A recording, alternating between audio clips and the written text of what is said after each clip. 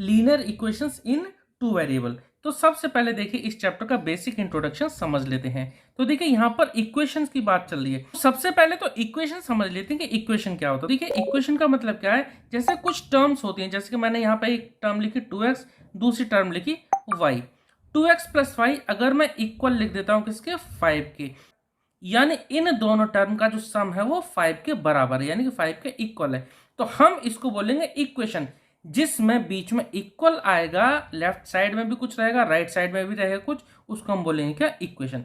अब बात करेंगे कि लीनियर इक्वेशन क्या होती है। तो देखिए लीनियर इक्वेशन का मतलब होता है वह इक्वेशन जिनकी डिग्री 1 होती है। इस पर्टिकुलर इक्वेशन की अगर हम बात करें तो इसमें जो हाईएस्ट पावर कितनी है, तो हाईएस्ट पावर अगर हम इस इक्वेशन में देखें तो देखिए x की पावर यहाँ पे क्या है 1, y की पावर भी यहाँ पे कितनी है 1। यहाँ जब कोई पावर नहीं होती तो हम पावर मानते हैं 1। जब यहाँ पावर 1 है इसका मतलब इसकी डिग्री 1 है, तब हम इसको कहेंगे क्या, ये लीनियर इक्वेशन है।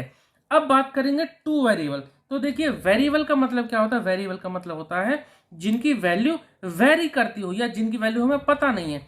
इस पूरी इक्वेशन में यहाँ पर देखिए x और y, ये यहाँ पर दो वेरिएबल हैं। यहाँ हमें x की वैल्यू नहीं पता, y की वैल्यू नहीं पता, तो यहाँ पर x और y दो वेरिएबल हैं। इसके अलावा हम और भी कुछ एग्जांपल लिख सकते हैं, जैसे कि x minus Y equal to 2, या फिर आप लिख सकते हैं 2x plus 6y equal to 7।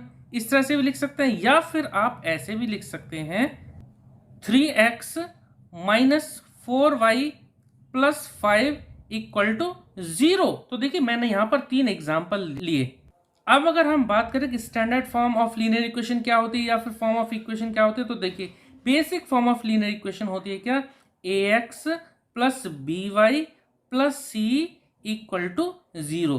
ये हमारा स्टैंडर्ड फॉर्म है लीनियर इक्वेशन को लिखने का। ठीक है, तो पहले क्या लिखेंगे, x वाला लिखेंगे, फिर y वाला लिखेंगे, फिर c क्या है, c एक कांस्टेंट वैल्यू है। ठीक है, यहां पर देखिए x से पहले जो a है ये x का कोफिशिएंट है a, y का कोफिशिएंट है b, और यहाँ c क्या है, c एक कांस्टेंट टर्म है।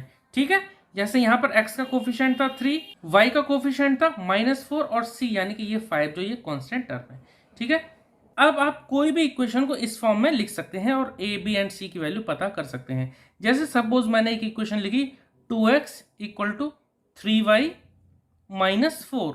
अब देखिए यहाँ पर x वाला पहले है, फिर y वाला है, फिर c वाला, यानी कि हम जो ये राइट साइड में, इक्वल के राइट साइड में, इन सबको हम लेफ्ट में ले आ सकते हैं। कैसे लिखेंगे, 2x 3y को इधर ले आएंगे तो माइनस का 3y हो जाएगा। ठीक है, इक्वल के इधर ले जाएं या उधर ले जाएं, जब भी किसी टर्म को हम दूसरी साइड ले आएंगे तो उसका साइन हमेशा चेंज हो जाता है। यहाँ -4 है, इसको लेफ्ट साइड में ले आएंगे तो ये क्या हो जाएगा, +4, और इक्वल में यहाँ कुछ नहीं बचा। यहाँ पे अगर आपसे पूछा जाए कि ए बी सी की वैल्यू क्या है, तो देखिए ए की वैल्यू हम इस इक्वेशन से इसको कंपेयर करते हैं। तो देखिए ए की वैल्यू कितनी है 2, ए एक्स है यहाँ 2x, तो ए की वैल्यू हमारी 2 आ गई। और बी की वैल्यू कितनी आ जाएगी, देखिए बी वाई, यहाँ पे -3y, तो y से पहले -3 है, तो b की वैल्यू आ गई -3। और देखिए c की वैल्यू कितनी आ जाती है 4, जो कांस्टेंट टर्म है ना c, यहाँ पर कांस्टेंट टर्म है 4, तो a b c इन तीनों की वैल्यू आ गई। इस तरह से आप कोई भी इक्वेशन के ए बी सी की वैल्यू हम निकाल सकते हैं इसको इस फॉर्म में लिख करके। ठीक है, अब बात करेंगे ग्राफ इसका किस तरह का बनता है, ग्राफ ऑफ लीनियर इक्वेशन। तो ध्यान दीजिए, हमेशा लीनियर इक्वेशन का ग्राफ हमेशा एक स्ट्रेट लाइन ही बनता है। ठीक है, स्ट्रेट लाइन के अलावा कोई दूसरा ग्राफ लीनियर इक्वेशन का नहीं बनता है। ठीक है, अगर मान लो मैं यहाँ पर कोई वैल्यू लेता हूँ, यहाँ कुछ वैल्यू लेता हूँ, यहाँ कुछ लेता हूँ, तो ग्राफ ऐसे आ सकता है, ऐसे आ सकता है, ऐसे आ सकता है, लेकिन ये जो लाइन जो रहेगी ना वो हमेशा सीधी ही रहेगी हमेशा। ठीक है, अब बात करते हैं किसी भी इक्वेशन के सॉल्यूशन कैसे निकालने हैं। देखिए यहाँ पर देखिए हमने एक एग्जांपल ले लिया x + 2y = 5। तो देखिए यहाँ पर हमें वो वैल्यू पता करनी है जो इस इक्वेशन को सेटिस्फाई करेगी। तो हमेशा x या y इन दोनों में से किसी की एक की वैल्यू हमें पुट करनी पड़ेगी या हमें अपनी तरफ से माननी पड़ेगी। जैसे मैं यहाँ पर लेता हूँ एट y = लेता हूँ 1, y की वैल्यू यहाँ पे 1 मानता हूँ, तो देखिए कितना आएगा, x को मैंने x से ही रखा, x + 2 × 1 = 5, यही आएगा। तो x + 2 × 1 = 2 = 5, तो x की वैल्यू कितनी आ जाएगी, ये +2 है, दूसरी तरफ जाएगा तो माइनस का हो जाएगा, यानी कि 5 - 2, x की वैल्यू कितनी आ गई 3। यानी अगर y की वैल्यू 1 होगी इस इक्वेशन में तो x की वैल्यू क्या होगी 3। तो ये एक सॉल्यूशन आ गया, ये एक सॉल्यूशन निकाल दिया। ऐसे अगर आप दूसरा सॉल्यूशन निकालो तो आप देखो ऐसे ही मान लेते हैं, y की वैल्यू आप कुछ और दूसरी मान लो, जैसे सपोज ये y की वैल्यू 0 भी मान सकते हो, y की वैल्यू 2 भी मान सकते हो, y की वैल्यू 3 भी मान सकते हो। और ज़रूरी नहीं है कि y की वैल्यू पुट करो, आप यहाँ x की वैल्यू भी पुट कर सकते हो, ठीक है। तो देखो y की वैल्यू में अगर यहाँ 0 पुट करता हूँ तो देखो कितना आता है, x प्लस 2y है, यानी 2 इंटू 0 इक्वल टू 5। तो x इक्वल टू कितना आ जाएगा, ये 5 है, और देखो 2 0 से 0, ये तो 0 हो गया पूरा, तो यहाँ प्लस 0 लिखने की कोई ज़रूरत नहीं है, इधर दूसरी तरफ पहुंचाने की ज़रूरत नहीं है। x की वैल्यू कितनी आती है, 5 आ जाती है, ठीक है। तो x की वैल्यू अगर 5 अगर आप यहाँ पुट करते हो तो y की वैल्यू कितनी आ जाएगी, 0 आ जाएगी। और y की वैल्यू अगर 0 पुट करते हो तो x की वैल्यू कितनी आ जाएगी, 5 आ जाएगी, ठीक है।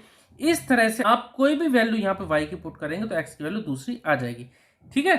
और यहाँ पर x और y, यहाँ देखो जैसे x और y की वैल्यू है ना, ये यहाँ पुट करने पर हमेशा इनका जो यहाँ पर जब सॉल्व करेंगे तो ये हमेशा इक्वल टू कितने के आएगा, 5 के आएगा। इस तरह से अगर आप x की वैल्यू पुट करोगे y को कुछ हो जाएगी, या y को कुछ करोगे तो x की भी कुछ आती जाएगी। इस तरह से क्या होता है, लीनियर इक्वेशन के इनफाइनाइट सॉल्यूशन हो सकते हैं। जैसे जैसे अगर आप x की वैल्यू पुट करोगे y की वैल्यू भी वेरी करेगी, ठीक है। तो देखिए ये था इस चैप्टर का बेसिक इंट्रोडक्शन। अब करेंगे एक्सरसाइज 4.1। नेक्स्ट वीडियो में मिलते हैं एक्सरसाइज 4.1 के साथ। Okay, thank you.